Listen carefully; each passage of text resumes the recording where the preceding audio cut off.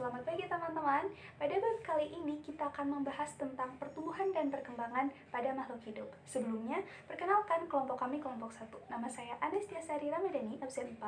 Kemudian teman saya Mela Violin, absen 18. Nadia Indah, absen 20. Dan Sandi Aulia Rahman, absen 36. Pada bab 1 kali ini kita akan membagi menjadi 4 subbab. Yang pertama adalah pengertian pertumbuhan dan perkembangan pada makhluk hidup. Yang kedua adalah pengertian pertumbuhan dan perkembangan pada tumbuhan. Yang ketiga adalah faktor yang mempengaruhi pertumbuhan dan perkembangan pada tumbuhan. Yang keempat adalah pengertian pertumbuhan dan perkembangan pada hewan dan manusia.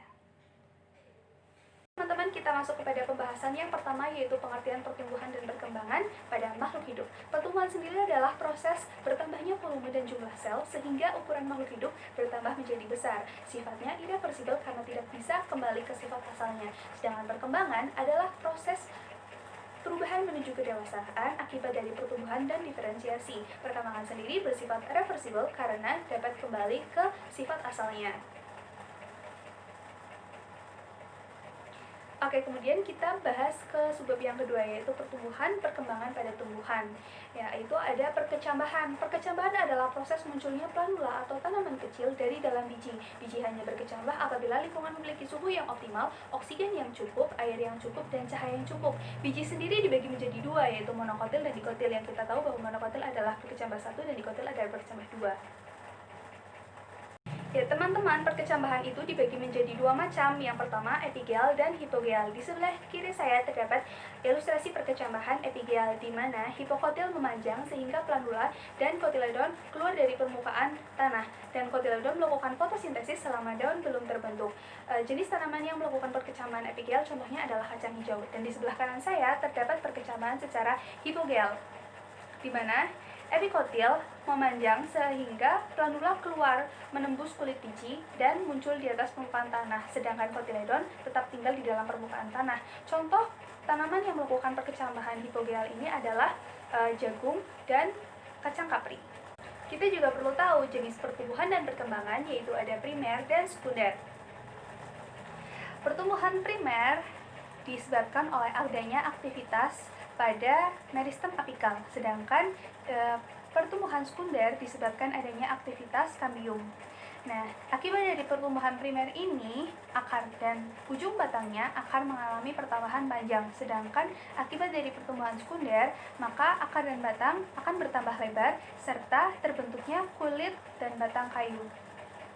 Nah, daerah pertumbuhan pada pertumbuhan primer terjadi pada ujung akar dan ujung batang, sedangkan daerah pertumbuhan pada pertumbuhan sekunder terjadi pada vaskuler dan cambium gabus. Dan bahwa daerah pertumbuhan primer itu dibagi menjadi dua, yaitu ujung akar dan ujung batang. Nah, di sebelah kiri saya ini adalah daerah pertumbuhan primer di ujung akar. Kita bagi menjadi 3 zona, yaitu zona pembelahan, zona pemanjangan, dan zona diferensiasi.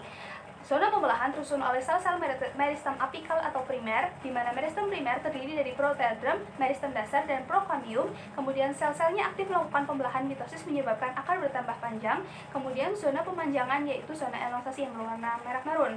Sel-sel mengalami pemanjangan ukuran menyebabkan daerah pembelahan terdorong ke bawah. Kemudian yang warna ungu kita sebut sebagai zona diferensiasi, di mana terjadi diferensiasi sel, protodrem menjadi epidermis, protodrem menjadi jaringan pembuluh di stele, dan meristem dasar menjadi korteks.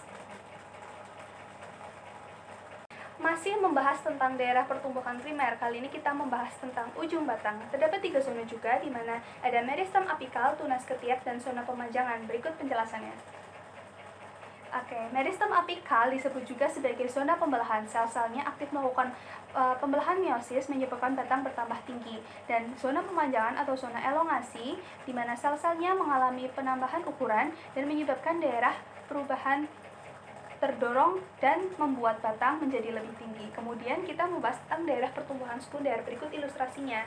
Di mana letaknya, teman-teman? Letaknya adalah di antara flum dan xilem. Sel-sel kambium vaskuler mengalami pembagian sel, kemudian pembelahan sel di kambium vaskuler yang ke arah luar disebut flum sekunder, yang ke arah dalam disebut sebagai xilem sekunder. Aktivitas kambium vaskuler menyebabkan diameter batang dan akar menjadi lebih besar, menyebabkan terbentuknya lingkaran tubuh.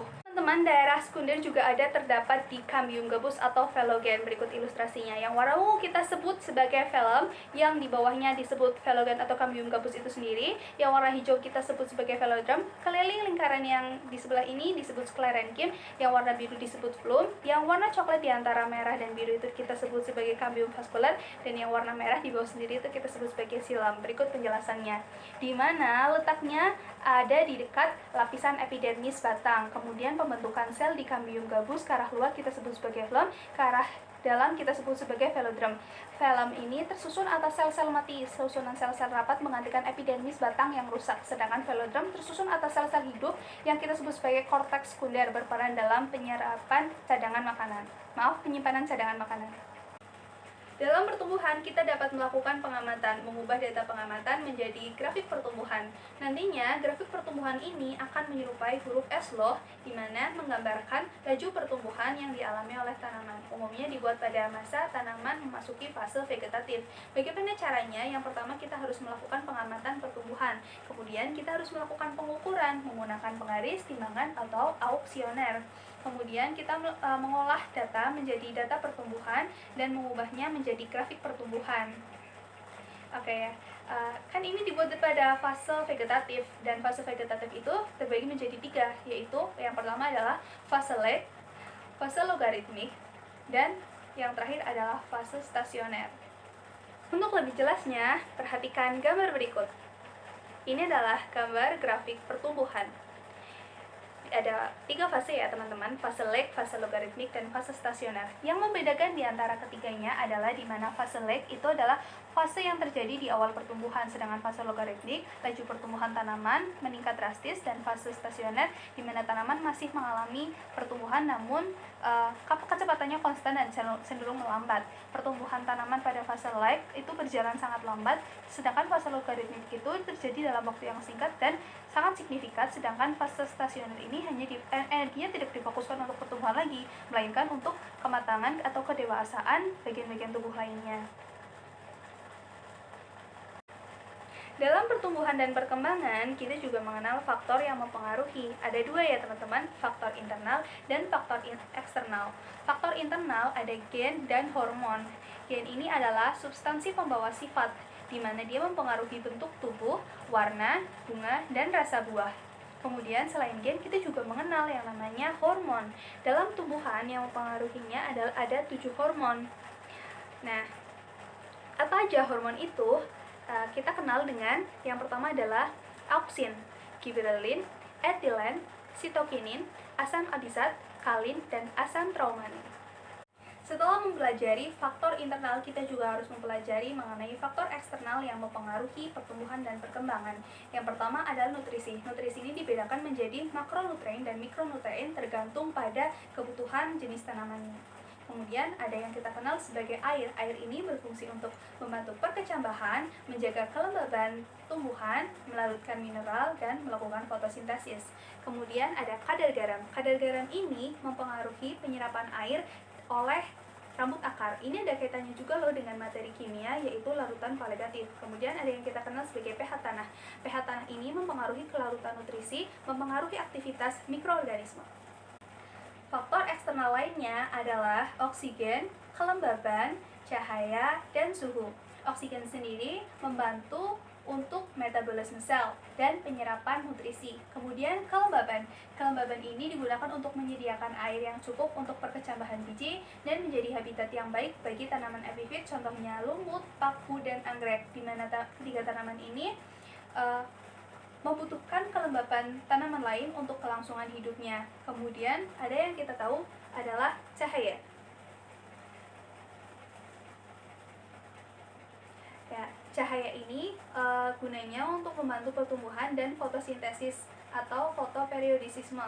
Kemudian ada yang kita kenal dengan suhu. Kegiatan metabolisme seperti fotosintesis, transkolasi, transpirasi, dan respirasi dipengaruhi oleh suhu loh.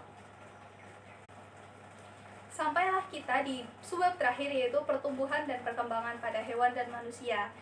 Kita mulai dari pengertian ya teman-teman. Pertumbuhan sendiri adalah proses penambahan ukuran berupa tinggi, panjang, lebar, jumlah sel, dan juga berat seiring bertambahnya waktu. Sedangkan perkembangan adalah proses pematangan fungsi menuju kedewasaan. Berikut adalah ilustrasi dari usia anak-anak hingga menuju dewasa. Terjadi perlaman ukuran kan? Kemudian dalam pertumbuhan dan perkembangan hewan dan manusia ini dibagi menjadi dua fase, yaitu fase embrionik dan fase pasca embrionik. Fase embrionik ini terjadi selama embryogenesis atau sebelum individu dilahirkan, sedangkan fase pasca embrionik adalah terjadi setelah individu dilahirkan. Berikut adalah ilustrasinya.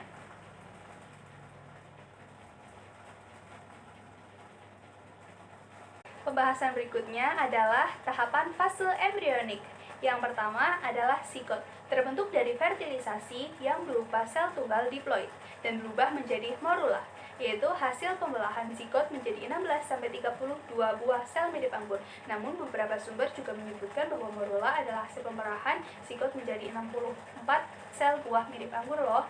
Tergantung sumbernya ya teman-teman. Kemudian morula atau zigot ini akan berubah menjadi blastula, yaitu zigot atau morula yang telah memiliki rongga yang disebut sebagai blastosol yang nantinya akan menjadi rongga tubuh.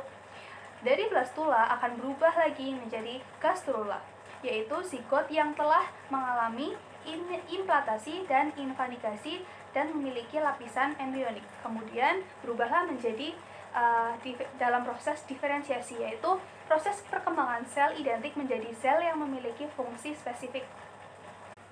Pada fase diferensiasi akan membentuk 3 lapisan embrionik. Yang pertama adalah ektodem. Nantinya ektodem ini akan terdiferensiasi menjadi sistem indera, kulit, dan sistem syaraf.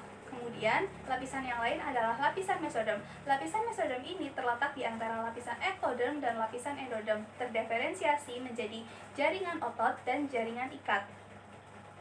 Oke? Kemudian lapisan lainnya adalah lapisan endodem. Lapisan endodem ini adalah lapisan yang terletak paling dalam dan akan terdiferensiasi menjadi kelenjar tiroid, kelenjar paratiroid, kelenjar timus, kemudian ada epitel paru-paru dan sistem pencernaan. Berdasarkan banyaknya lapisan pada embrionik dibagi menjadi 2, diploblastik dan tripoblastik.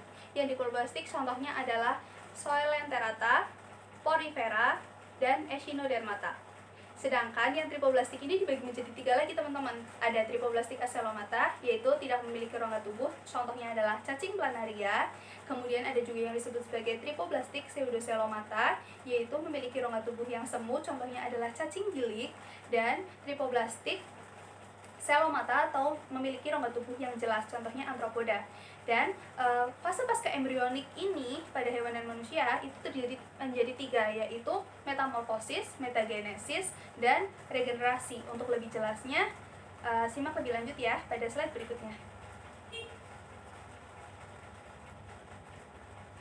Pada fase pasca embrionik terjadi 3 tahapan, yaitu metamorfosis. Metamorfosis sempurna adalah perubahan bentuk yang bersifat berbeda dari tahapan 1 ke tahapan yang lainnya. Contohnya adalah metamorfosis kupu-kupu. Sedangkan metamorfosis tidak sempurna adalah perubahan tubuh yang hampir sama antara tahap 1 ke tahap yang lainnya. Kemudian ada metagenesis, yaitu perubahan pergiliran reproduksi organisme dalam satu siklus hidup. Contohnya adalah metagenesis ubur-ubur.